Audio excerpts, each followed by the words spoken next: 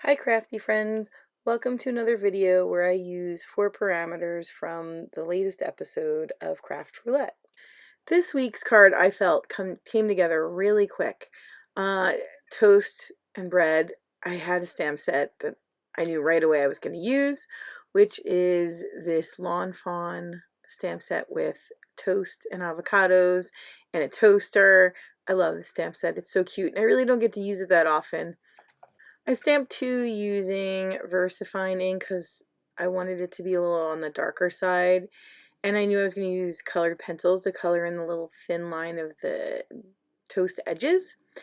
I used seedless preserves, I believe, for the little grape jelly. The reason I did grape jelly was to keep in theme with the 1950s colors, which when I Googled them, purple and green came up.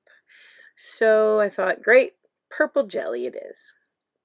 Now, I always have trouble with stamps that are sort of solid. I feel like I have to stamp them multiple times. I don't know if anyone else has that problem. But after I stamped it 3 times, it worked out well. Then I used the little faces that are in the stamp set. I don't always put the faces, but I thought for this card it would be cute. And then as I was looking at it and letting it dry, and I was about to fussy cut it out, I decided that they'd be cuter if they were shiny because jelly is shiny. Oh, right there I'm fixing a little bit that I missed with a pit pen. So here is where I'm like, oh yeah, I'm going to cut it out and it'll be good. And then as I'm staring at it, I think, wait a minute, this really needs to be shiny. So I went and got clear embossing powder and I just tried to line up that little jelly blob as best I could. It was clear, so I wasn't too worried that it wouldn't be perfect. I just wanted the jelly to be shiny. So I did them at one at a time. I probably could have done them at the same time, but I always feel like it's gonna like dry and the embossing powder is gonna just come off. So I decided to do it one at a time. So after I finished one, I then went ahead and stamped the other one. And I was really happy with the shiny, gooey result of the jam. I thought it was really cute. I don't use the clear embossing powder. I think I'm going to start using it more because I really did like the effect. And I'm not very good with embossing powder, but when it's clear, you can't see that there's little bits of it somewhere else. I know you used the powder to help, but I always seem to forget. And then I just set them over to cool a little bit before I decided to fussy cut them out. They got really hot in that small piece of paper. And I'm cleaning up. I always use the folded. I've seen a lot of people use coffee filters, and I'm thinking I might try that because I have spilled it out of the paper a bunch of times. This is a little vacuum cleaner that I got off of Amazon. I just Googled small desk vacuum cleaner, and I think it was $12. And it just charges with a USB cable. Super fun. The next thing I did was I just colored in the little crust edges with colored pencil. I don't know, I just decided to do that instead of a marker. I just felt like getting the colored pencils out. I thought maybe I'd have a little better control in that tiny thin line than a alcohol marker. I also wanted to use VersaFine ink because I wanted it to be darker. I feel like Memento is a little lighter, not as crisp. So I decided to use my colored pencils.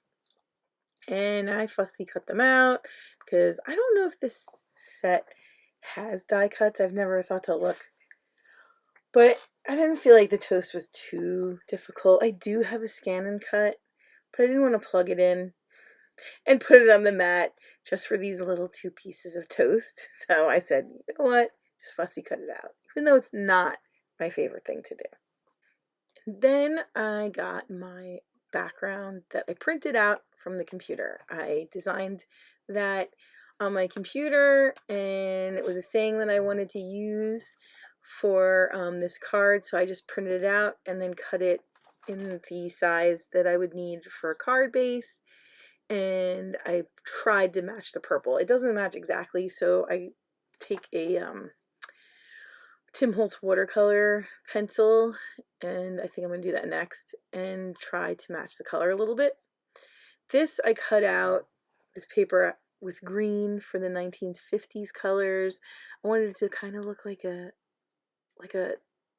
old-timey plate that my grandmother had, with the white center and like the edge. It doesn't look exactly like it, but you know, it was close enough.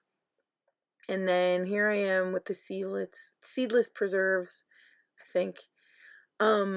Watercolor pencil to try and get the type to look a little bit closer. That's the problem with using the computer. Every printer's different and you can't always color match the colors. And then I use a little white gel pen to cover up my oopsies. I love that pen because I get a lot of oopsies. And then one toast I put down flat, and then the other one I put on a little pop-up piece from the dollar store, and then glued my plate down. And then I'm going to put this on a brown card base because the last parameter was to use brown paper. And there's my card. Thanks so much for watching. Have a crafty day.